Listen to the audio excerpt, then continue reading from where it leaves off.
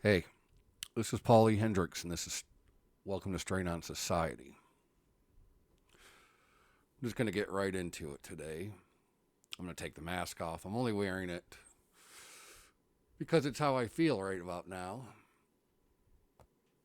Um, it's ironic that I got this mask in the mail today. Um, I got it from Murder Inc. Same with this shirt that I bragged about. Can't really see up to it. I don't want to show KFCDM and a satirical T-shirt based off the old industrial band KMFDM. Excuse me. From Murder Inc. as well. I've shared Murder Inc. Some of their merchandise because I like it. Mostly because I liked Jamie, who ran Murder Inc. Jamie Wehmeyer, and ironically, I got this today, and I feel like this screaming and cursing because, as you know, I've talked a lot about depression and PTSD on these and on these episodes, and this weekend lost we, the country, I'll say, all of us lost a great man, someone that I really liked, and he was owner of Murder Inc. Um, and I guess I want to talk about it a little bit today for Jamie, Jamie Wehmeyer, and I'm not. I wanted to do this on Sunday. This new strain, and it's a popular one, Gorilla Glue for. Um, and Sunday morning, I was planning on doing it, and I got caught in an anxiety attack. I was going to a Mueller farmers market with my wife. One thing that can really set me off into anxiety is driving, especially when I'm not driving. Without getting into all the explanations, it just is. It's one of the things that hugely triggers me, and so instead of going to the farmers market where I knew it would just thrive, and I was going to record this on the way with this with this new strain, and instead I went home. I had my wife drop me off because I didn't want to really get into that place of anxiety, because anxiety generally comes out as anger, and it immediately popped into anger, and I was mad at my wife and started being a dick, and just told her to take me home rather than go, because I knew that was going to continue, the dickheadedness. And so instead of recording this, I went and hung out with my friend Jimmy from Jimmy Preston from the podcast The Least We Could Do, and while I was there, hanging out with Jimmy and getting back to a place normal, I got a text message from Good Taylor, who's a board member and friend, board member of Bully Ranch and friend, and letting me know that Jamie had died by his own hand. And I'd met Jamie a few years ago through Good Taylor's boyfriend, Bad Taylor. Just a side note, they were both named Good Taylor and Bad Taylor before they started dating. um, and we had met at Shangri-La a few years ago. Jamie was a former military. Um, one of the wildest, craziest dudes I knew. I met him. We disagreed on a lot, military-wise. He was all excited because I was an Army vet, but my brand of my experience wasn't the same as his. and and we just got along really well. We hung out a lot, or several times after that. He was a big supporter of Bully Ranch, as we were a big supporter of Murder Inc. And I haven't seen him since last October, when we did a dog beard and mustache competition as a fundraiser for Bully Ranch through the Austin Facial Hair Club. And he came with Murder Inc. and say they were one of our vendors. And at the time, he was going through cancer treatments, And since then, we communicate very often on social media, Instagram particularly. Like I said, he was a big supporter of Bully Ranch, and although we differed on a lot of opinions, we talked a lot via Instagram because we just liked each other. And I don't know. I don't know why. We just got along. And we talked commented a lot about music, and messaged each other a lot about music and politics and what's going on in the world. And I know for somebody that was involved in the military, and without getting totally into what he did, just to say he's seen a lot of death, he participated in a lot of death, and saw a lot of death, and definitely had PTSD. And besides all that, he was a father of young Ruby, his daughter, and a veteran, and owner of a small business.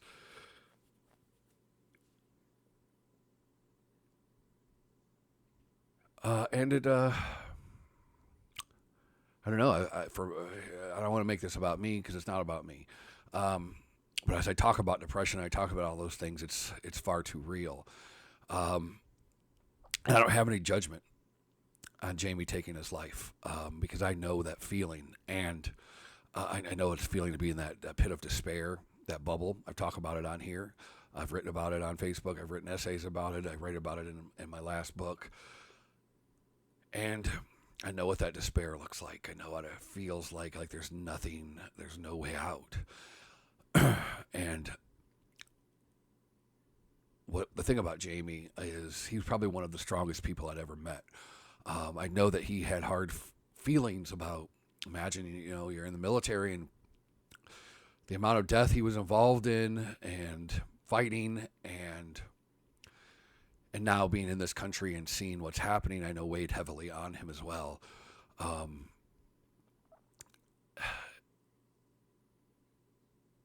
And so I don't know whether he won or lost, from my perspective. No more suffering, and that's a win. He's gone back to wherever it is we come from, that stardust energy. And yet, people that cared about him, and he has a daughter, and I'll put up a GoFundMe page that Bad Taylor started for him to raise money for his funeral expenses and to help his dear Ruby in her future, because her daddy's gone. I don't even know what to say. I don't have anything planned. Like I said, I was going to do this Sunday, and then I thought about doing it yesterday, and I'll be completely honest, I barely slept Sunday night, and yesterday I slept most of the day. There's a part of me that's afraid for myself, that to make it part of it about me, because he was a very strong-willed, strong individual to have lived the life that he lived and to have done what he had done for our country in the military. And if you knew him, he was a tough son of a bitch. Strong. But every time I got to hang out with him, he was very vulnerable and raw. And I don't know if it was just with me or if that's how he was with everybody. But I hung out with him the most. It was me and Bad Taylor. And he was just a strong dude. He was one of those people that I was always grateful that he was on our side.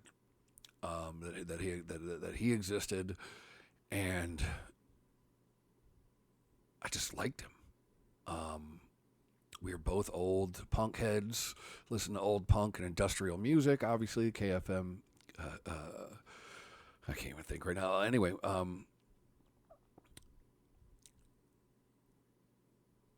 it hit hard because, fuck, if he could succumb to PTSD and he could succumb to that, who can't? Because he's a strong dude. It scares me, because I'm a strong dude. And I still know what the abyss looks like. The abyss, the despair, that bubble, very well. And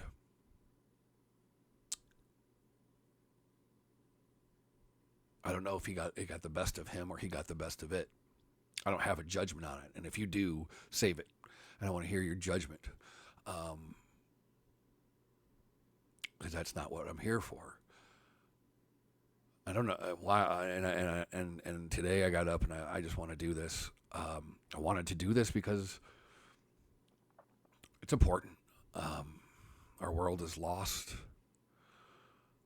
Somebody that I considered a friend and somebody that I considered a patriot. Somebody that I consider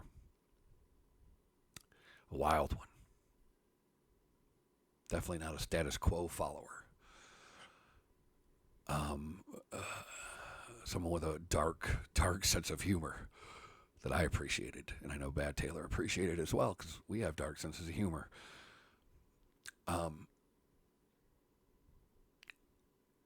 He's just one in the millions of our veterans with or PTSD and that do this, that take their own lives. You know, looking at our world right now, looking at our country, I know he didn't like it. He told me he didn't. I post a lot of things on Strain on Society and on my personal Instagram, and he would message me often. We'd message each other all the time. He'd always share with me his new t-shirt ideas, get my thoughts on them, and his way of looking at things. For instance, he has another t-shirt using the Friends logo from the TV show, except it's all a picture of the cast of Red Dawn. He just had that dark, absurdist sense of humor. I appreciated it very much. And I know all those around him appreciated it too. And yet, you know, here we are. I'm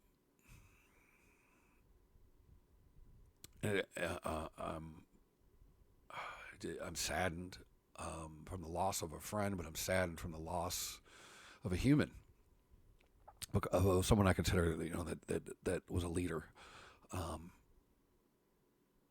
And for all of you guys that don't understand PTSD and depression, it's real. It's real. It's so real. And here's a great example. I don't even like saying it in that ways, but it's real, man. When you know you have friends that suffer are dealing with this, it is fucking real. And sometimes the only out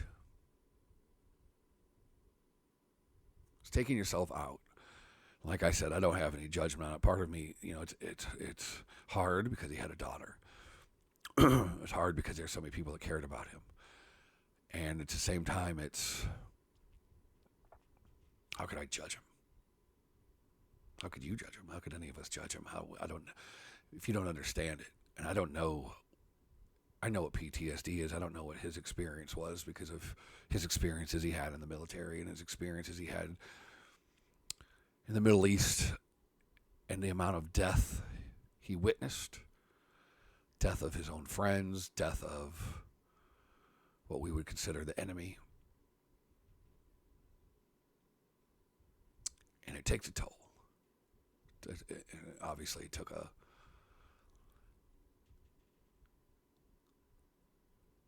tremendous toll.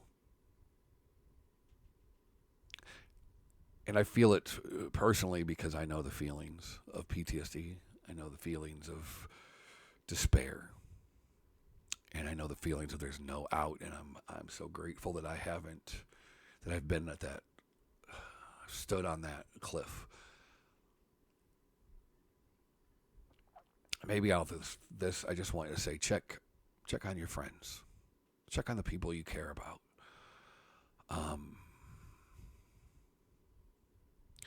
You know, there's so many folks and celebrities that committed suicide, and we always there's all these, they'll show pictures of them like 2 days before they commit suicide. They're laughing and they're smiling and they're hanging out with their family. Well, that's because PTSD is like a sniper. It's a motherfucker, man. It comes on, and sometimes the smallest trigger can take you down, like falling down the steps into your shit, into such a deep way that just seems like there's no escape. Now I know some folks can say it's selfish. Is it? Is it?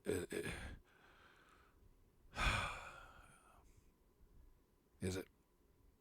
When you don't see an opening. I've had friends when I posted things about my experience when I got diagnosed and not understanding exactly what was happening in my brain.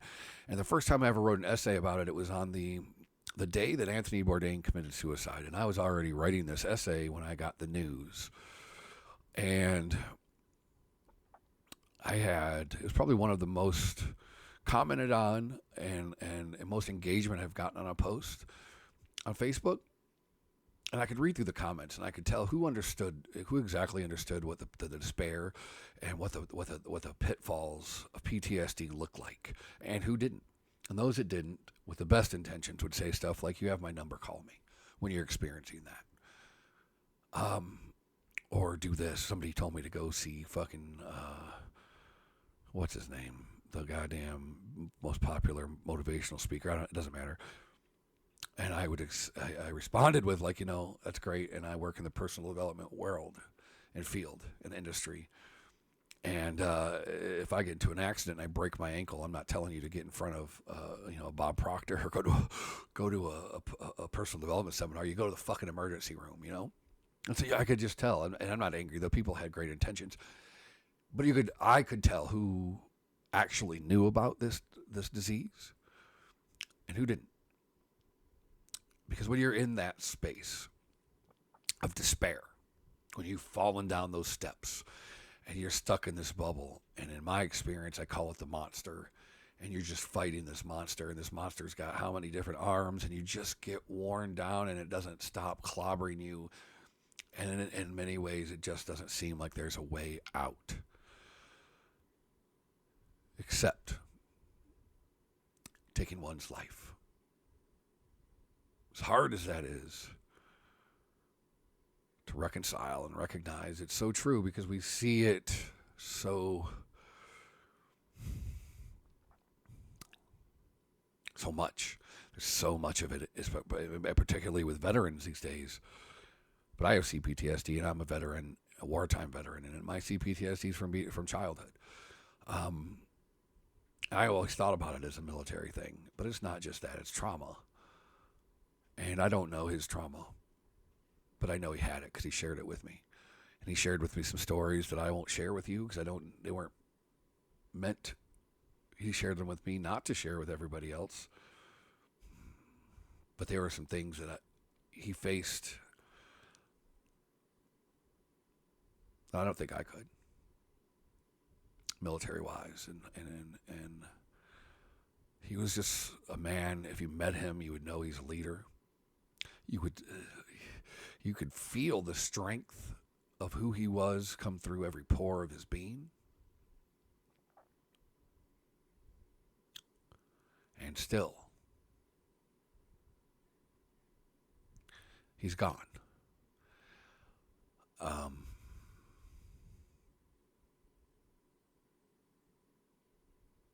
Shit is real, man.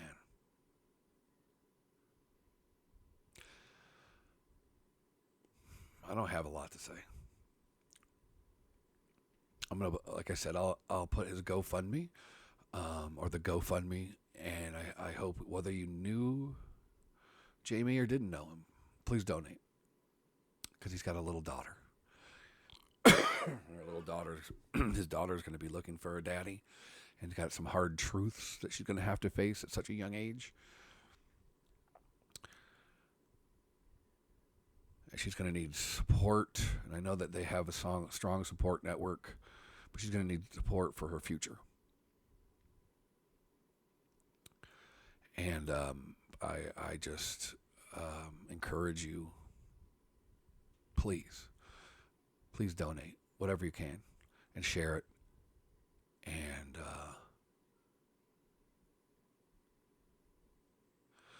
I don't know how to do a weed strain review with this Gorilla Glue right now.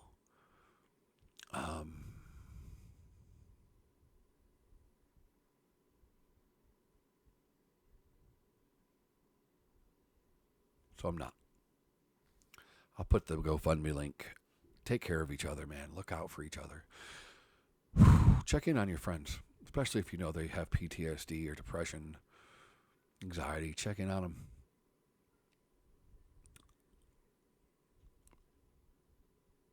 It doesn't hurt or cost a dime to be kind.